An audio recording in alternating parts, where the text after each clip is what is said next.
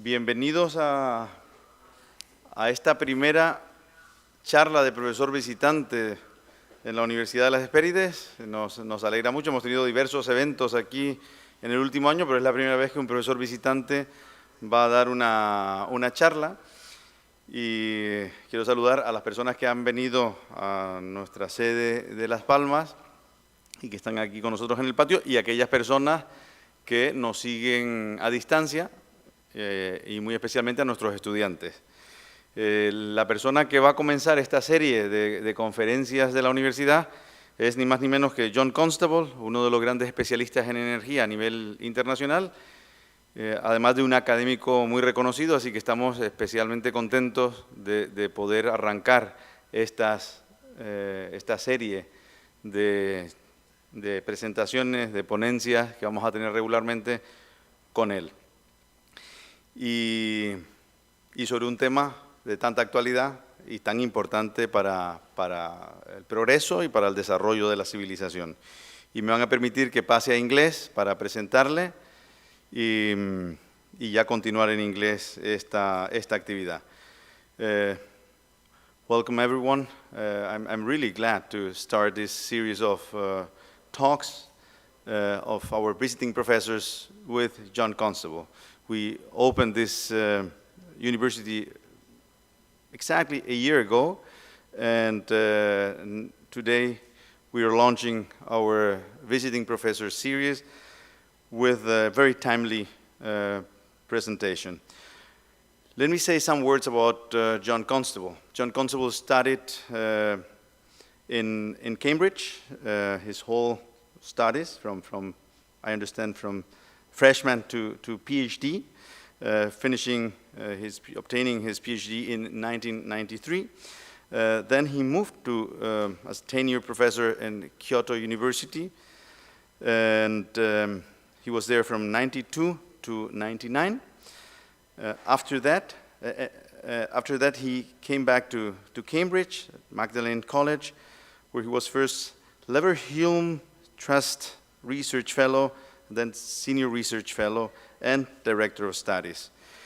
And he has become rather known in the field of energy and elsewhere because of his work with the Renewable Energy Foundation. He also acts as special advisor to the Japan External Trade Organization, JITRO, an agency of the Japanese government. In his work as director of the Renewable Energy Foundation, John has produced tremendous amount of analysis, and more important than the analysis, of data, of trusted data about the energy sector in the UK and Europe. He has appeared before several selected committees, both in the House of Lords and House of Commons, and we are very lucky today to have him with us. He does not have a crystal ball, so he didn't know that energy emergency was going to be declared in the Canary Islands. So this is not the reason why he's here. It is a coincidence, but we are very happy. It's a very happy coincidence. So thank you, John, for preparing this presentation, this very first presentation for Universidad de las Hespérides, and thank you for being here.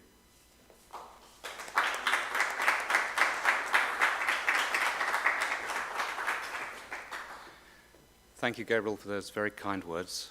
It's a great pleasure and indeed an honor to be here as your first lecturer in this series. As you say, it's strangely timely, but of course quite coincidental, but very fortunate indeed, because it makes topical, and I hope of interest, a subject which for me is obviously and somewhat obsessively curious and indeed fascinating. What could be more interesting in economic history, or indeed in the economic present, than energy? But to establish that for you, I shall have to go through a certain amount of taxiing around on the runway. So I'll begin with a quick overview of what I'm going to say. I shall start off, as I say, with some theoretical speculations about energy and the creation of wealth and liberty and opportunity.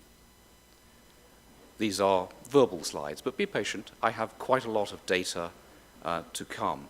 But these slides are important for me. I hope they will equip you with an analytical context and a conceptual context, which will mean that the data is much more interesting and informative than it would otherwise be. So with that conceptual orientation established, I will then move into quite a detailed consideration about what high-quality energy did for England in the 13th to 20th centuries. This is the period traditionally referred to as the Industrial Revolution. And those of you who know my work will know that I don't believe in the Industrial Revolution. It wasn't solely English, it wasn't solely industrial, and it wasn't a revolution in any meaningful sense of the word. It took several hundred years, and indeed, in some respects, it's still going on, though showing signs of faltering. And with that background, I will then consider the present. Having shown you what high-quality fuels did for a country in the past, I will then look at the present and consider what we're doing to ourselves at the moment and some worrying indications that might suggest that we're about to try and reverse the trend created by high-quality fuels in the period between the 13th and the 20th centuries. And then I'll wind up with a detailed comparison of the People's Republic of China and the United States of America, looking very closely at industrial energy consumption, because it's so striking and informative. And having alarmed you, I suspect, I shall offer some very sketchy concluding thoughts about the implications of all these matters for the Canary Islands, with the recognition that islands are special and very different, offering certain degrees of vulnerability, but also some reasons for optimism. Let's crack on. Thinking about energy and the creation of wealth and liberty. The first principle I want to offer to you is that human societies, economies, are physical thermodynamic systems. They are not simply psychological systems. The same laws apply to economics as apply to any physical system. And thus, I offer you a definition of wealth, reaching back into the Anglo-Saxon wealth, the common, sometimes known as commonwealth, but I'm talking about well-being, human wealth, the wealth, things that serve human requirements. Wealth is, and this is a statistical definition, an improbable state of matter serving a human requirement. And indeed, when you look around you in any complex society, the whole human sphere is distant from thermodynamic equilibrium. You could shake the universe for a very long time until this dropped out at random. But it's not simply modern societies that are improbable. Even the simplest human societies are very improbable. Even the Aboriginal populations of these islands and hunter-gatherer peoples remaining around the world, they're very improbable, very complex. And indeed, those people are psychologically complex. Much of their complexity is in their minds. Economic growth, therefore, is simply an increase in improbability. So we now have a principled definition of economic growth, quite different from those that you might find elsewhere in economics. How is that improbability created, maintained, crucially maintained? Very important point, because it was always progressively regressing towards equilibrium. How do we create it, maintain it, and hopefully increase it? Energy conversions over time, of course. How else could you do it? Energy is the potential to do work, to change the world. So Marx was right in a sense. The business is to change the world, not simply to describe it. And I'm going to suggest to you that it's the fuel quality which determines the character of the human economy. And it's adopting superior fuels which transforms human societies for the better, I suggest. A quick overview, therefore, of fuel types and thermodynamic quality. Let's consider wind energy. It's a very low-quality source. It's close to random heat. And indeed, no living organisms use wind for metabolic energy. Nature is extraordinarily good at finding ways in which to support life, but there is no way of life, there is no way of making a living with wind. And that's quite surprising in some respects. Solar energy, it's of low quality, but it's better than wind. And indeed, there are creatures that derive their fundamental metabolic energy from sun. They're plants, but they're simple and they're immobile, and of course they don't have complex civilizations. Then there's biomass, wood, peat, and food plants, which we use for our own muscle strength and animals use. It's of medium quality. It has low bulk density in many respects, but it's pretty good stuff. You can store it. It's quite handy. And then there are fossil fuels. They're of high quality, remarkably high quality. And that quality results from two things. Evolution by natural selection, it's the organic matter, but also, and many people forget this, from gravitational forces resulting in high pressure and temperatures over geological time, transforming that biomass into something which has an even higher energy state. In a curious sense, some of the energy state of gas and coal and oil is actually gravitational, not simply fossilized sunshine, as is often said in the textbooks. It's very remarkable stuff. And then there are nuclear sources, extremely high quality. These are the remains of the very low entropy improbable state of the early universe. If you felt inclined, you might say that it was God's last best gift to mankind. It's a difficult source, and we're still learning how to use it. But it's no doubt about it, it is extremely improbable, very high quality indeed. Now, high quality fuels have a remarkable effect when they are added to the fuel supply of a society. In pre-fossil economies, organic energy flows from the sun account for all the improbability, the wealth in that society. So plant harvests, and a bit of wind and water, account for all the improbability. But that's a problem because it's very low productivity. So the energy sector, which is farming, is of low productivity and consequently very large relative to the rest of society, and landowners dominate that society. The non-land sector is small and sociopolitically weak. This is the aristocratic settlement that we know in most societies around the world before fossil fuels arrive. And those societies are vulnerable to poor harvests, and growth in wealth is slow and it's rarely sustained for long. One of the observations that we now are reaching through economic history is all societies, without exception, are always going into sustained growth. There's no mystery about the Industrial Revolution in England, except that it kept on going. It didn't stop. All societies are going into this condition, but their energy supplies are not adequate, and they falter and stop and collapse. Fossil economies are very different. This high-quality fuel creates a very high-productivity energy sector. And that is transformational because it is small in relation to the rest of the economy. Yes, it can be quite big. Big oil is quite big, but the rest of the economy is very large indeed. And so the energy sector only consumes a small fraction of its own output, of its own energy output, and consequently it's a small part of total societal wealth. If you think that oil is big, wait till you've seen big green. I'll come to this later in some illustrative diagrams. But historically speaking, what coal did in Britain was to break the power of the landowners, progressively from the 15th century on in Britain. And in the 16th and 17th century, it's quite notable, particularly in the 17th century. I think it's one of the reasons we had a civil war. But of course, it also happened in Holland, and in some respects, the Netherlands were ahead of us. They were using peat, but we were using coal pretty early. So, as I shall show you shortly, 50% of British energy was coal in 1700, long before the traditional Industrial Revolution. And the secondary and tertiary sectors now dominate society. This is freedom in action, in fact, as I shall show you in some other diagrams. But most importantly, from the point of view of sustained growth, the economy is so robust it can withstand shocks. It's not vulnerable to a bad harvest. It isn't knocked off course by a bad harvest. And growth is quite rapid, and it is most important, it is sustained. It just keeps on going. So let's look at some details of that. I've given you a framework there. Let's look at some details here. So the societal consequences of adopting high-quality fuels. We know that it creates sustained growth and a large non-energy sector. So let's draw this out schematically. Here is a diagram, not precise data, although actually based on data. Let's think of the economy, British economy in 1550. The organic energy flows create an economy that big. It's quite small.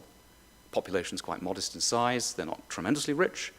And the energy sector, the farming sector, dominates that society. Let's add some coal. As you can see, the energy sector has grown. So the grey section tells you the previous size of the complete economy. The energy sector has grown, but the rest of the economy has grown even faster. There's now much more you can do in this society. This is 1700. Let's add some more. And now we've got a much bigger economy, and yes, the energy sector is quite large. But the rest of the economy has grown even faster. So a child born in 1550 has many fewer opportunities. What are they going to do? They're going to work on the land, of course. There's very little else you can do. In 1700, you have more choices. And by 1850, you have lots of choices. Now, as I said, I didn't make this up. This diagram is based on real data. It comes from the English case, and we can document it by looking at certain of the key measures.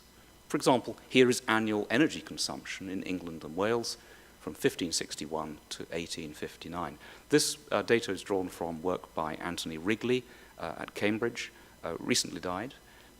Classic works. I strongly recommend this book, Energy in the English Industrial Revolution, and his other books on the same subject, including his technical works on demography. He's one of the leading demographers of British society in recent ages. As I said, coal is 50% of consumption in 1700, dramatically divergent sort of economy. What are the benefits of high-quality fuels for the English economy in this period? Well, it's opportunity. Britain, the Netherlands, and North America, because it's practically a unified phenomenon, all moved rapidly away from thermodynamic equilibrium. They became vastly more complex. Landowners lost political power. Coal producers did not replace them. This is a crucial consideration. People think of the coal barons as exercising enormous power. They were very rich people, but they did not have the kind of overwhelming social authority enjoyed by the aristocratic landowners. Indeed, those aristocratic landowners had more power than many people in history, hence the continuing romance around their lives and the continuing interest in dramatizations of their existence. The gloss, the glitter, sparkle around Downton Abbey, for example. There are also, of course, and it's what we're really interested in, huge gains, large gains in personal freedom for the whole population. Laissez-faire, laissez-passer. People could do what they want and go where they want. But also increasing industrial output, growing and urbanizing population, more diverse occupations, transport networks, increasing household wealth, growing personal wealth, and falling crime even, and a falling death rate. I shall touch on most of these, not all of them, because I haven't time to go into detail of falling death rates on this occasion. Let's have a look at a classic indicator, simple industrial output. This is industrial output 1270 to 1870 from standard text on the subject, Broadberry's British economic growth. This is a log scale indexed on 1700. Well, it's quite remarkable, and you can read off many of the key dates in British history, the Black Death in 1348, and you can see compound growth stabilizing in the late 1400s. English population follows that growth curve. It's a tremendously prosperous country now. People can afford to have families, and their children survive. Here is the population curve drawn from another of Wrigley's works. This is now the standard population account. This is quinquennial data, so it's fine-grained. And you can see many of the important events here. And let's think of it in terms of plagues and dearths, low bad harvests. So here are plague years, and you can see little dips and curves in the population curve. The population being knocked back by plagues, and also bad harvests. So these are, as I said, I've drawn all this data from various sources and put it together. This is not all the bad harvests, but the principal ones. And as you can see, there are little perturbations whenever there's a bad harvest. But the most interesting thing here is that one of the worst periods for bad harvest is the most recent. It's this one. And yet, it has no real effect on the population. Why? Because this was now a country so rich that even a series of bad harvests could not deflect its economic trajectory. It was able to trade. It was rich enough to trade. Population was not only growing, but it was urbanizing, concentrating, forming social and informational networks. So again, this is data from Wrigley, recharted by me. So this looks at the urban and non-urban breakdown. As you can see, the yellow bar is non-urban, that's the rural population, and the black is the urban. So it's an increasingly urban population. And this change is in dramatic contrast to the rest of Europe.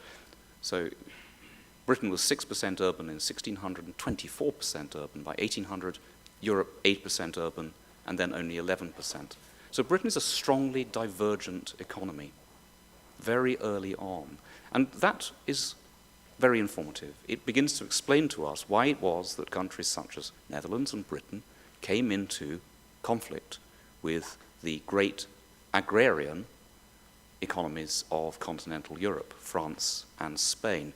But nonetheless, in spite of their small size, they were lethally effective and were able to defend themselves. Indeed, so effective that they destabilized both the Spanish and the French economies in the 18th century and had consequences, political consequences, which reverberate to this day.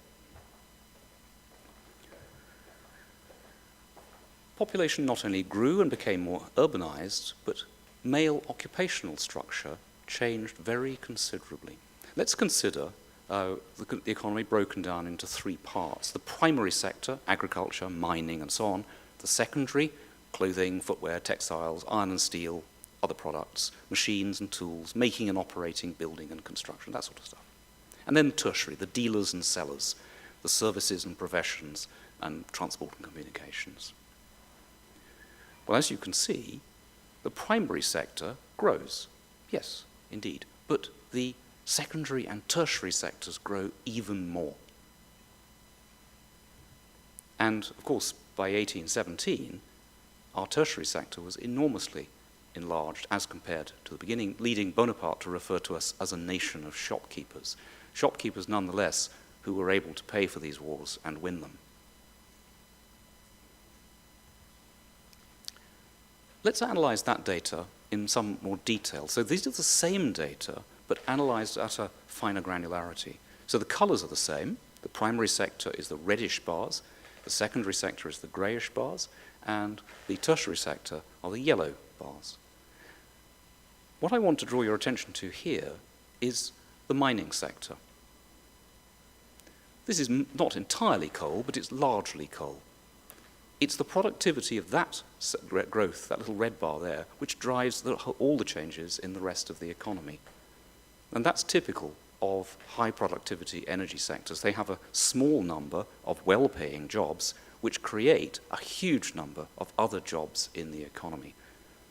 Many more opportunities for people, opportunities to work, opportunities to create businesses. You can just do so much more. And this is a physical fact, a physical matter. Here's some data on miles of British railways and millions of passengers. So miles of track in black on the left axis, and millions of passengers in red on the right-hand axis. Dramatic increase, as you can see, from 1840 through to 1885. Very striking. You can go where you want. This is a very heavily used system. Laissez-faire, laissez-passer. Let people do what they want, let them go where they want. And they did, and they still do. Increasing British national wealth. Now, this data comes from a 19th century source. I'm not sure about the quantities. I think the absolute magnitudes are possibly questionable, but the relative magnitude is interesting, and I think it's indicative data and very useful. So this is national wealth broken down by landed properties, households, and also a few other categories which you can see in the legend underneath, cattle and implements, shipping, merchandise, and so on. The key points here to pick up are the tremendous growth in household wealth. It quadrupled in 50 years. This is the creation of the middle class. And the number of prosperous and wealthy grew tremendously as well. This data is drawn from probate returns, so this is relating to death duties, taxes. We think it's pretty accurate. Again, the absolute magnitude is perhaps not critical, but the indicative relative magnitudes are very interesting. So the estates are over £5,000 in 1840 and in 1877, many more of them in 1877, but tremendously more of these lower value estates.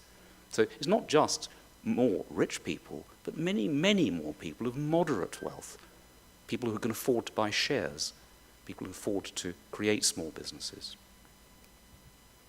17% of male deaths in 1840 and 31% of male deaths in 1877. Many more people had more wealth, much more evenly distributed than the conventional immiserized account of the 19th century would lead you to suspect. This was a very interesting and, in many respects, delightful time to be alive. I'm not saying it didn't have problems. All societies have problems.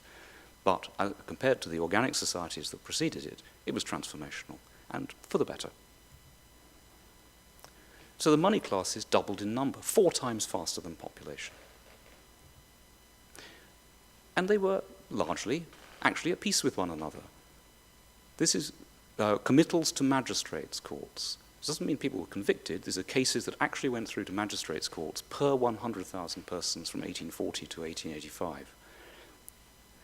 There were just much less crime, according to this data set. Again, not what you would expect from an account, a Dickensian account of the 19th century. They were very well off. There was little resource competition. They didn't, on the whole, steal from one another. It was a pretty peaceful and happy place, in many respects. Not without its problems. I don't underestimate them. But, nevertheless, a very good place to be alive. 70% decline in committals to courts per 100,000 in this period. One wishes to see this sort of data today. Well, I've now described a theoretical reason for associating high-quality fuels with transformations in society, and I have given you some empirical data demonstrating what actually happened in one society in the 19th century. I now want to switch to what's happening today, but to encourage you to reflect on what you're about to see by referring to what you've just seen. Let's look at what we're doing to ourselves. Are we actually doing the right things? We've noticed that wealth broadens the human niche. People become free, increasing opportunity to do as you wish and go as you wish. And, of course, we can observe that great wealth reduces risk aversion. Innovators and entrepreneurs flourish. They can afford to take risks. And that freedom has an autocatalytic effect on the creation of yet more wealth and opportunity. And in passing, because I know the nature of my audience, classical liberals should not be frightened of this physicalist perspective. Natural science is too good to leave to the left. Don't be frightened of materialism and physicalism. Take it back from them. There's a very good natural scientific argument to underpin freedom. Yes, energy comes first, but it creates freedom, and this autocatalytic effect is very powerful. And there's no question about it. It can go wrong, of course, and there's every reason to argue for human freedom, to make the most of your energy resources, but you have to be rich to have a most to take advantage of it. All very well and encouraging, but suppose state policy mandates the use of low-quality fuels. State policy, for example, in climate change policy. Suppose that happens. What happens next? Well, you've seen this chart, this diagram rather. I suggest that high-quality fuels cause these beneficial effects. Let's put it into reverse. What happens if we do this in reverse? Well, the answer, of course, is that I don't know. I think we're doing it already, and I have some indications, but I'm not sure what happens when we do a lot more of it. Here we are in about 2000. The energy sector is about 10% of the GDP in the economy, and it's a small but important part, and the rest of the economy dominates it. Let's add quite a lot of wind and solar. So taking it up to net zero in 2050. I think we're already seeing the beginnings of this, but this is speculation on my part. The economy shrinks. The energy sector actually grows. Remember, these are low productivity sources. So the energy sector actually gets bigger in absolute terms, and it's certainly much bigger relative to the rest of the economy. So their socio-political power is increasingly important, just as it was for the aristocratic landowners in the past. I suggest to you that this is not politically stable. This will be deeply resented. People don't want to go back to the constricted past. This is the conditions of revolution. But there's something more important to consider about it physically. Is it self-reproducing? I'm not sure. Are we going to see a reproduction failure when you simply can't maintain the complex states of matter, many of which we've inherited from the distant past? And I'm not simply thinking here about buildings, like this delightful building around us. I'm thinking about states of mind, intellectual traditions. These too are physical. And they require a lot of reproduction. So education is a thermodynamic act. You're pushing back against entropy, maintaining intellectual traditions in mathematics, chemistry, law, whatever it happens to be. If you can't afford to keep maintaining states of mind, you'll start to slip back, not simply physically. Yes, you'll see a degradation of physical infrastructure, but also intellectually. And we don't want that. What comes after reproduction failure? Well, at this point I'm speculating wildly. I just don't know. Total system collapse? It's conceivable, but we don't want to go anywhere near this. This is far too dangerous. You climb slowly, but you fall fast. We don't want to get into this sort of situation. And I think we are getting into that situation. But at first sight, you would think things look pretty much okay. This is world total primary energy supply in petajoules between 71 and 2021. Data is from the International Energy Agency, so it's government data which they've reprocessed. It's the best we have. And you can read off from here quite a number of the recent dates of importance: the oil shocks in 73 and 79, the 2008 financial crisis. Indeed, you can even see early signs of the financial crisis in preceding years. The perturbation started a little bit before. And of course, most recently, COVID. And you can see the global economy is beginning to return to activity post-COVID. So things look pretty much okay. Since I have this data on the screen, a passing observation of some interest, I hope, to some of you: there is no energy transition. You'll hear a lot about it and be told that there's a global shift to renewables. There is no evidence for this at all at the global level. All renewables, biomass, and much of that is traditional biomass, people using wood to cook in poor societies, biomass, hydro, wind, and solar, is the green bar across the bottom. It's grown. It was 13% in 1971, but not by much. It's 14.6% in 2021, almost unchanged. Whereas the big story here is that total consumption has nearly tripled, bringing enormous increases in well-being for people all over the world. What's holding that up is the developing world, and indeed China, particularly China. Not perhaps a developing country, though it likes to say that it is. Enormous increases in energy consumption over this period. And other countries in the developing area are the same. They're using much, much more energy. Indeed, we're living off this consumption. Your iPhone was made with coal and oil in these sorts of countries. Notice also token wind and solar. You'll read stories where, say, China is building so many gigawatts of wind or solar, and it looks very impressive from a European context, because for us that would be quite a lot. But in the context of their system, it's a drop in the ocean. And indeed, since they're marketing these products to us, you could say it's window dressing. The engineer bureaucrats of Beijing may be many things. They're not stupid. They do know what they're doing. This is a well-balanced and well-organized energy supply, but not all countries are like this. This is US total primary energy from 49 to 2021. This data comes from the Energy Information Administration in the US. And as you can see, it tells several interesting stories, one of which is not related to recent green policies. There seems to me to be a lot of lost growth here. Roughly speaking, America should be consuming twice as much energy as it does if the trends of pre-70 had continued. That's curious. It's interesting to wonder why they didn't stay on trend. It could be the oil shocks, it could be political decisions taken by administrations in the early 70s.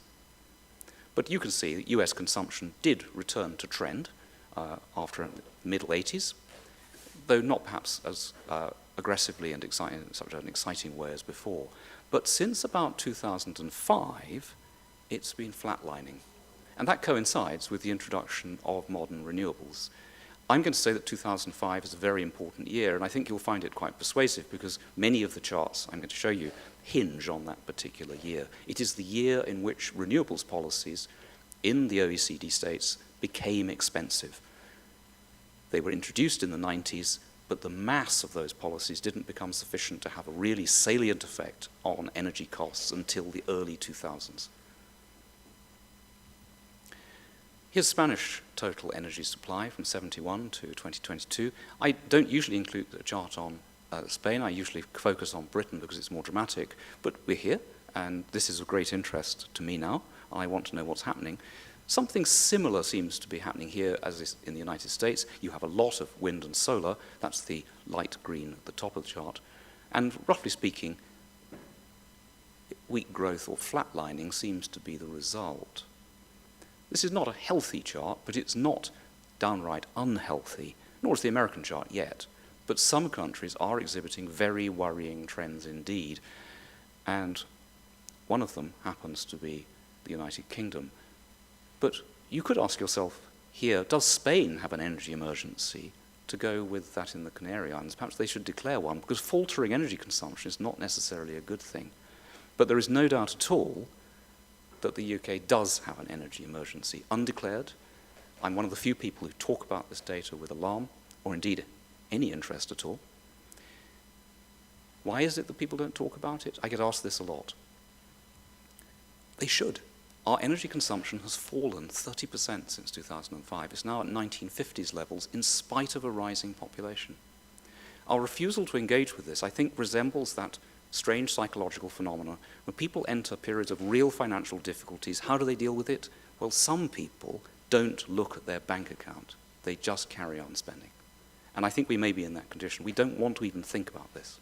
It's too alarming. Now, this consumption is found across the economy. Yes, it is quite true.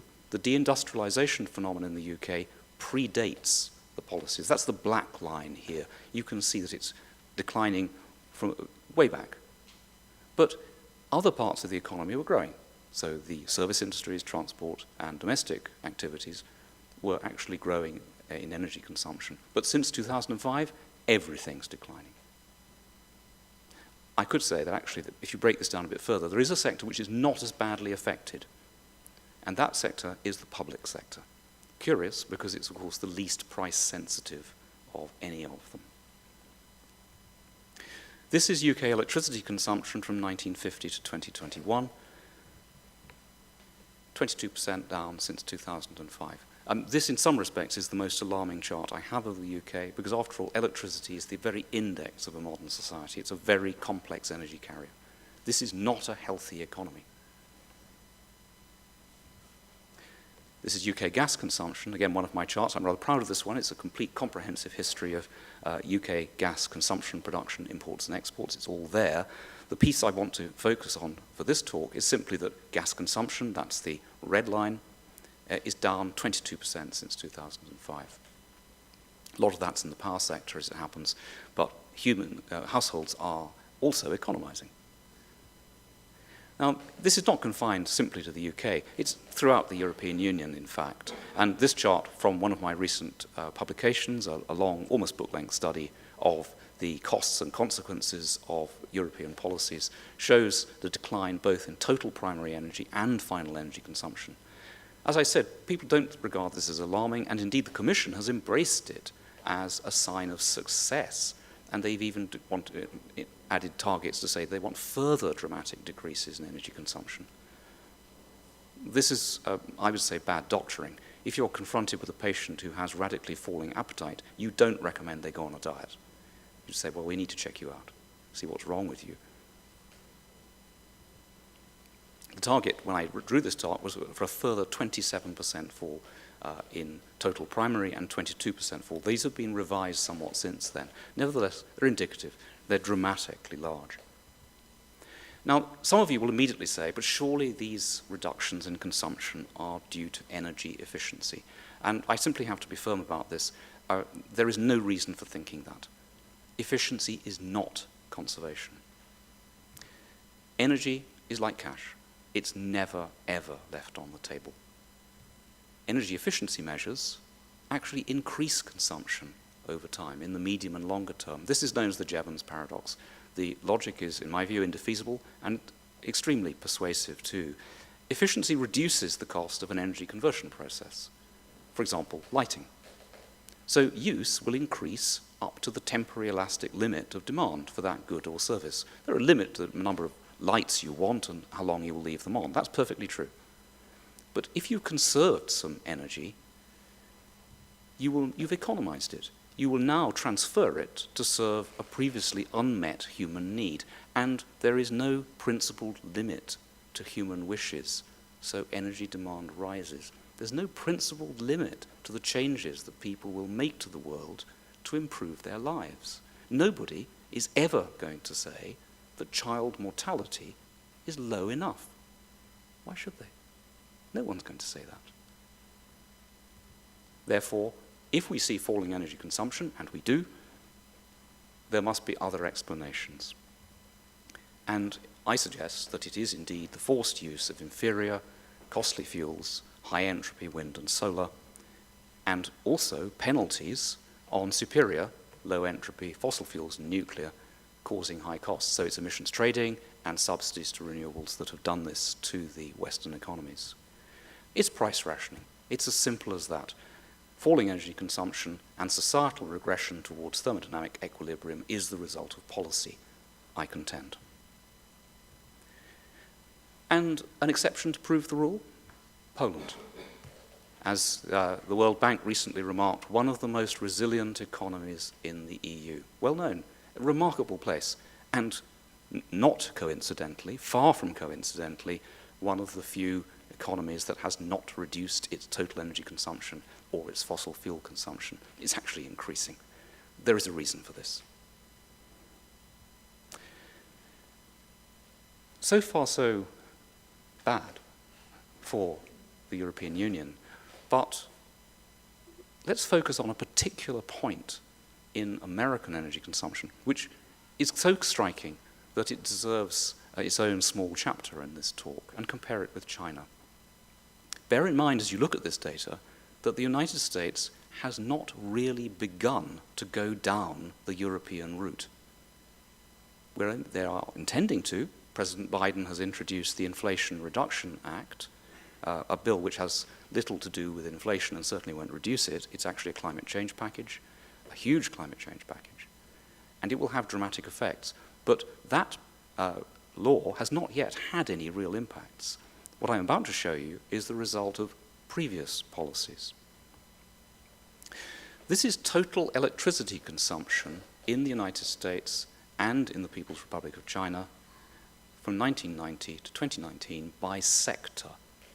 So Chinese industry is indicated clearly in the thin red bar, and other sectors in the economy. As you can see, very strong rising trend.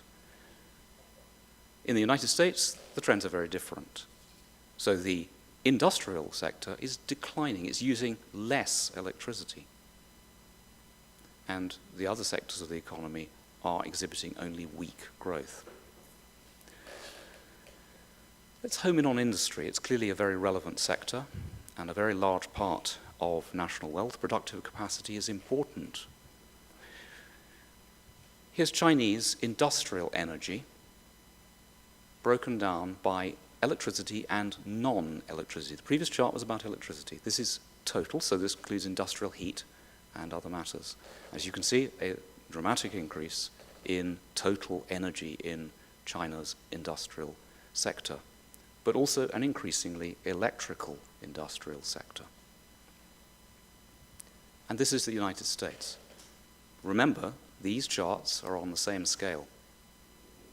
So as early in 1990, the US and China were comparable. In fact, the US is a bit bigger, but now China is something like 3 to 4 times larger in energy consumption.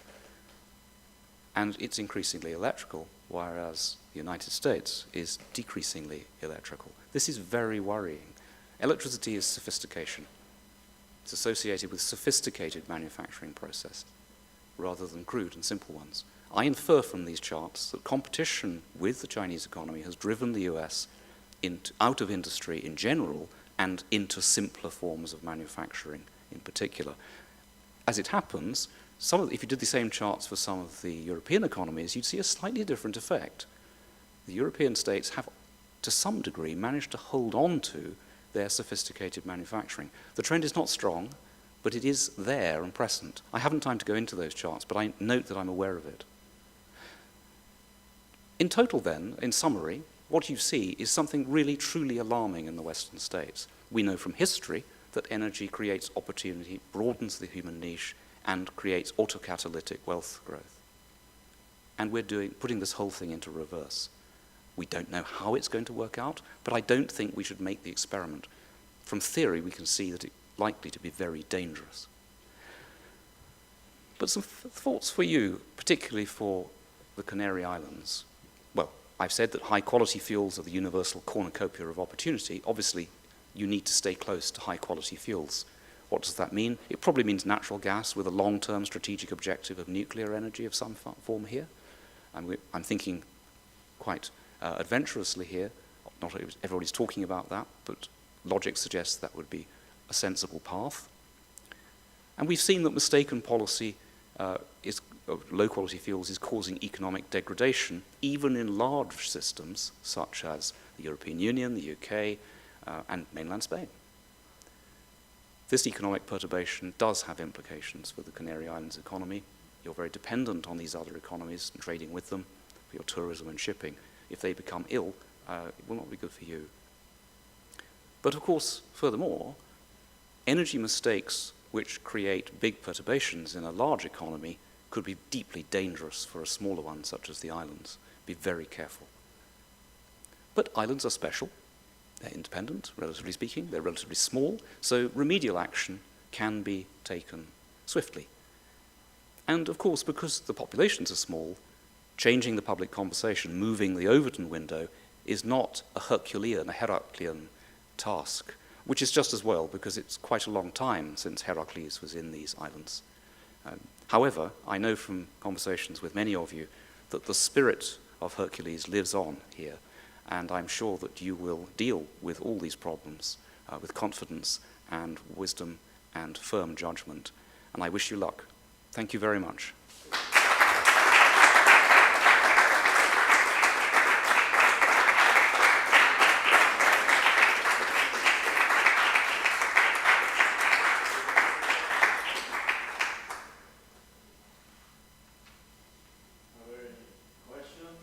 I'm very happy to take questions, yes.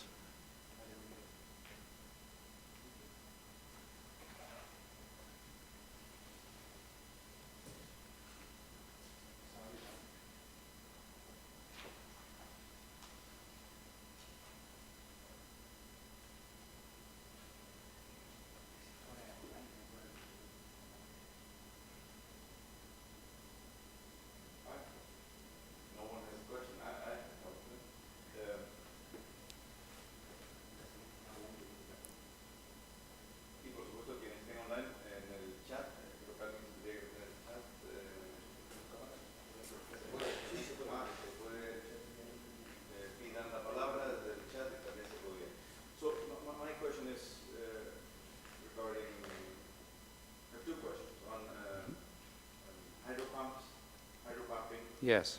As energy source, electricity source, and or storage. Yep. How good, in relative terms, is it? And the second one is on hydrogen. Okay. Asia, especially Japan, seems to be focusing in hydrogen for transportation. And what are the chances? Let me ask, I'll deal with hydrogen first, I think, because it's so fascinating. I wrote a long study, almost another book actually, on hydrogen some years ago, and I started off rather skeptical about it. It's a difficult gas, very difficult gas to handle. But by the end of it, I thought, yes, actually there's potential here. It could be a universal energy carrier alongside electricity, but it has to be cheap. It really has to be cheap. Partly because you don't want expensive energy, but also because it is dangerous. And it needs to be cheap enough for us to make it safe. We need to have enough wealth in the rest of the society that we can afford to use it carefully and prevent accidents. There have already been accidents with hydrogen at limited levels in the UK. Yes, Japan has bet on hydrogen in the long term. They were persuaded in the 1970s by the Italian physicist Cesare Marchetti that they should look to hydrogen as a means of mitigating their import dependency in the long term, strategic objective. But they focused on high-temperature nuclear reactors for the thermal decomposition of water. That's very wise. It's difficult and it requires special catalysts. The Japanese government is still working on this. They have a whole research program on it. So that's interesting for you because obviously you couldn't use electrolysis here in the islands. You'd need fresh water, and fresh water is in short supply. But you have plenty of seawater. Yeah. So yes, high-temperature nuclear reactors, but it is high temperature. It's plus 700 degrees. But they have a nuclear reactor that will do this, high-temperature test reactor at Orai, north of Tokyo. It's operating, has been operating since 1998. And there is an agreement in development for deployment of one of these reactors in the United Kingdom. So yes, it's an option. And I think it would be strategically worth considering here, particularly because that hydrogen could be used, for example, to produce ammonia for shipping that might be looking to decompose. So you could provide hydrogen for those places. But the idea that you could use wind and solar and electrolysis is really, I lose patience with those sorts of suggestions. It's stupidly expensive. Why would you do that? Low productivity wind and solar, you lose a lot of that energy again converting to hydrogen, even more when moving the hydrogen around because it's fugitive. It just ends up being maddeningly costly and foolish. But no, yeah, the nuclear route would be interesting, definitely worth considering. Pumped storage. Pumped storage is a very good grid balancing tool. It's not really a way of storing energy in large quantities. It's a way of storing a significant quantity which can be used to balance an electrical grid. That's how we use it in the UK. It's how it's used around Europe. And it's a very good way of doing it. However, its economics are extremely sensitive to local conditions. Now, I realize there's a pumped storage project under consideration here. I don't know very much about it. I would really hope that somebody had done a really rigorous economic study of the economic opportunities for that project to ensure that it's actually in the interests of Canary Islander consumers to do this. Is it the cheapest way of balancing the grid here? Is there a cheaper way of doing it? I would have a hunch that there are cheaper ways. But it'd be interesting to see the studies. It's a good technology. It's an extremely good grid balancing tool, but context sensitive. I'd like to see the studies, and everybody should. All consumers here should want to see those studies. Thank you, John.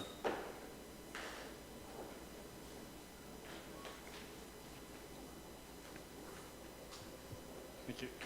What would your top recommendation be for governments? What's the most sensible policy, the most important thing that a government can do to address the issues you raised?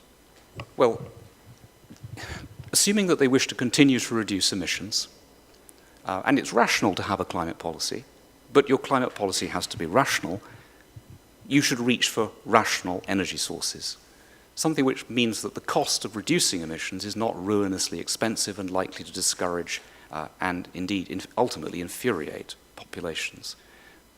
Natural gas seems like a pretty sensible thing to do. Actually, this is affordable, it's intrinsically clean. Combined cycle gas turbines are relatively cheap to build, and they are increasingly thermally efficient. They're very good devices. So a gas to nuclear strategy suggests itself as, in general terms, around the world, a very wise policy indeed. Local conditions will, of course, apply. Individual locations have particular resources which may be useful. If you wish to avoid coal, and that seems to be the wish, then that's essential. If we insist on continuing to use thermodynamically incompetent sources, I think ultimately we'll be faced with a distressed return to coal, simply to preserve human well-being in the short term. And that might be unwise in terms of climate change. But we should certainly consider a thermodynamically competent emissions reduction strategy as a priority around the world.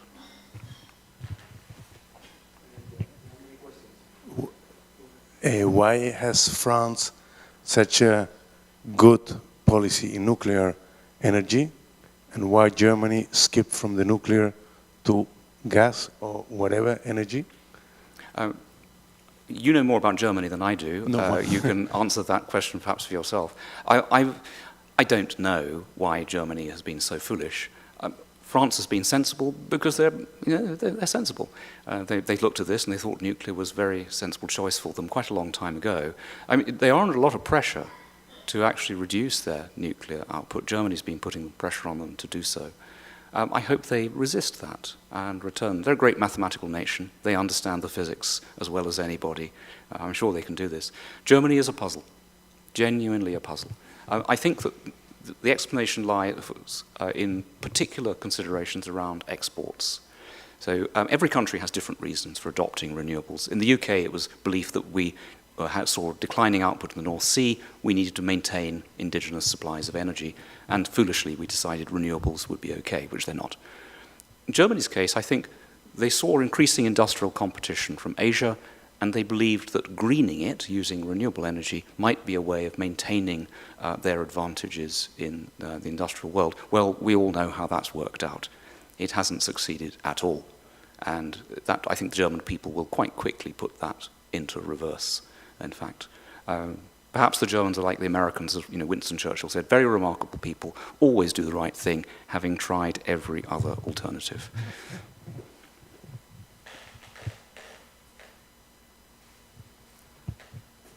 There are a few questions in the chat.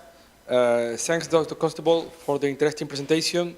You mentioned energy efficiency in a positive sense, meaning better technologies, but government subsidizing lower efficiency alternatives, such as electricity cars, or even prohibiting certain fossil fuels for heating systems in certain countries, such as Germany, could mean an increase in energy consumption not seen in the graph.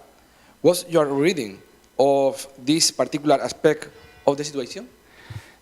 Government interventions are nearly always counterproductive, as we know, unfortunately, and in this case they will be strongly so. To coerce people to move away from natural gas for domestic heating in Britain and in other countries is inhumane. Compelling people to use a more expensive energy source in a cold country is quite simply cruel, and I fully expect to see it pushed back. There is quite a lot of public resistance to this already in the UK. And for the avoidance of doubt, energy efficiency is tremendously desirable. It just won't deliver conservation. That's my main point. And it's improvements in efficiency which drive economic growth. It's people deciding, discovering that they can use fewer resources to produce a particular outcome. It's highly desirable. If we had seen government tolerating spontaneous liberal market adoption of these various new technologies, electric vehicles, ground source heat pumps, the targets would not have been met, that is true, but the market learning and the deployment would be robust and sound. Let people test these things for themselves. If it turned out that in 20 years' time we have no EVs, well, okay, we tried it and it didn't work. On the other hand, if it turned out we had lots of them, well, fine. We will have worked out how to do it. But don't allow government to coerce this into the system. It will be, and is being, a catastrophic failure. The previous question was done by Miguel González. Now the question is Jaime Hill. What role do you see nuclear fusion, but most importantly, nuclear fusion playing in the following decades? And what countries are betting harder, and will reap more benefits from it? Fusion is extremely interesting. As I said earlier on, we're only just learning about nuclear. Nuclear development is relatively recent. People forget how slow technological progress actually can be. The first steam engines were used in Britain in the 1690s. They weren't really good until the 1890s. It takes time. So we're right at the beginning of the nuclear learning curve. Fusion is extremely promising. I'm hesitant to say that government should spend money on anything, but if I were a minister, I might be tempted to use public funds to support fusion research because it's so difficult for private capital to do it. As I say, I'd have reservations about spending anything, government money. But yes, it's promising. and it deserves intellectual support. I'd like to see much more private money moving into that area. Perhaps then progress would be more rapid.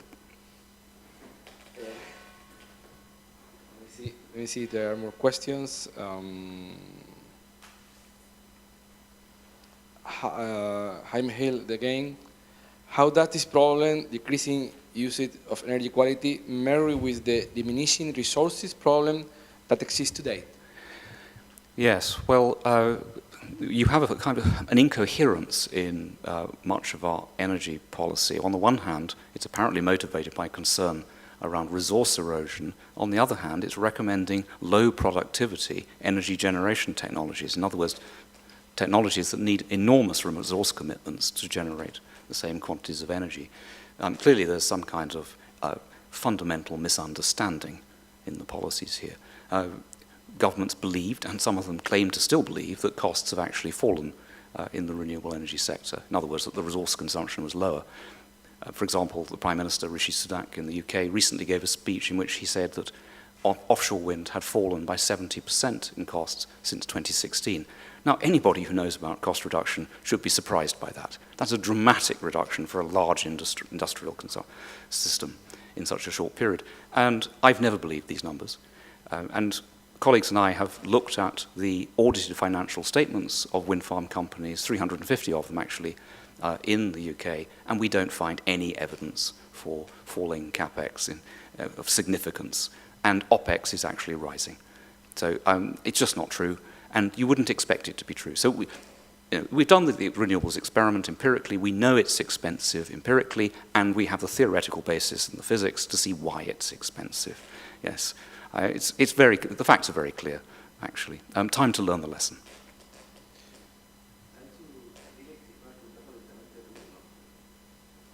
There is another one here in the chat. Given current trends in energy innovation and the increased pressures to reduce carbon emissions, how do you envision the convergence of technologies such as artificial intelligence, large-scale energy storage, distributed generation, and the production of synthetic fuels in a fully decarbonized and highly efficient energy system? Additionally, what do you consider to be the major technical, economic, and regulatory challenges of realizing this vision? That's a large question, which I'll condense into a single response, that all of that is going to be thermodynamically very improbable. So it's going to require a lot of energy. So that is a high energy system that's being projected there. It might be extremely efficient, that is true, but it will consume a great deal of energy. It may be very desirable, but it's certainly not going to be delivered by the economies we currently see, where our energy consumption is falling, and I would say that we're showing strong signs of regressing towards thermodynamic equilibrium, towards simplicity. So that may be desirable, but we're not on track for it. At least we aren't. Parts of Asia might be, but in Europe, no. Any additional questions here? Peru, okay. Can you What's on the screen now?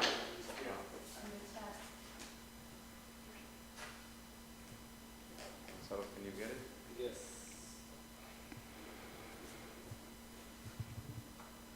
Excuse me for my lack of physical knowledge, but you saw a tight correlation between energy quality and development. But which are the explicit logical or physical transmission mechanism between the energy and the level of consumption? Right. High-grade fuels deliver a very high energy return on energy investment, so that the energy surplus is very large. So the energy sector needs some energy for its own systems, but it delivers much, much more with a high-grade fuel.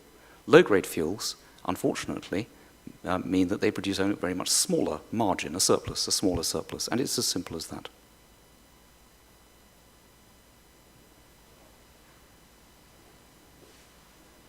So if there are no further questions, I would have perhaps a last one.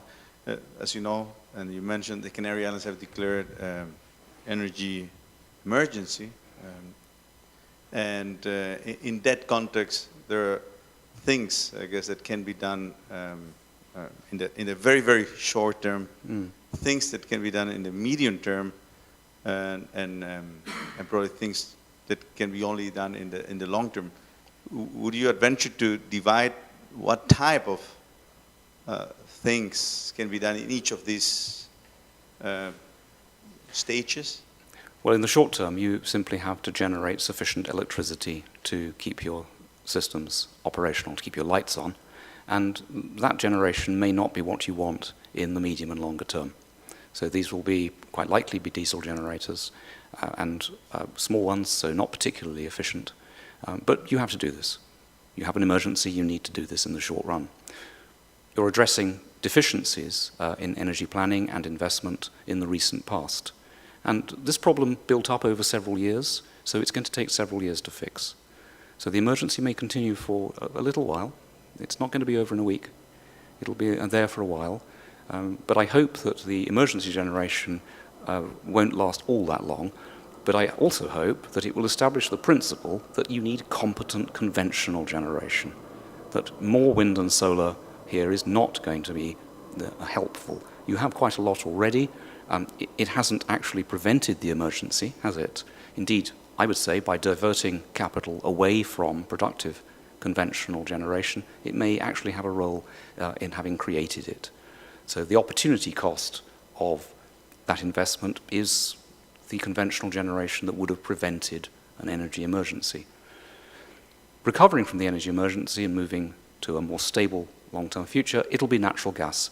And I hope that you can have medium-sized combined cycle gas turbines and a robust and reliable natural gas supply. I'm told that there are resources for exploration around the islands. It seems to me that in the interests of local environment and indeed your climate change policy and economic well-being, you should look at those sources actually. I gather that Spain itself has very extensive gas resources onshore, and those are currently closed largely. Well, you should consider actually, be rational about this climate matter and try to get this right. So gas is a tremendous fuel, really good for electricity generation and industrial heat. But strategically, I do think, think about nuclear. Be adventurous, think about it. And you can think that modern nuclear reactors, small modular reactors, are sealed units. You don't have to have reprocessing on the islands. You don't have to have refueling on the islands. They will come as a sealed unit and go away as a sealed unit. And there are projects, as I say, in Japan and also in the United States. And these are gathering pace. As I say, the UK government has an agreement with the government of Japan to deploy one of these reactors in the UK. And I hope it happens quite swiftly. Be a good example. With that, if there are no more questions, there's one more. I think I read a question. Would you invest in solar and wind companies? I'm not qualified to give investment advice, but I will say what I often say in this. People say to me, are you saying that investments in wind and solar are underwater? Well, the answer is no, because when people invest apparently in wind and solar, what they are really investing in is policies, subsidy policies. And those policies, of course, can be richly profitable. So yes, you can make a lot of money out of the wind and solar industries, but you need to have an early exit strategy. I leave that up to you.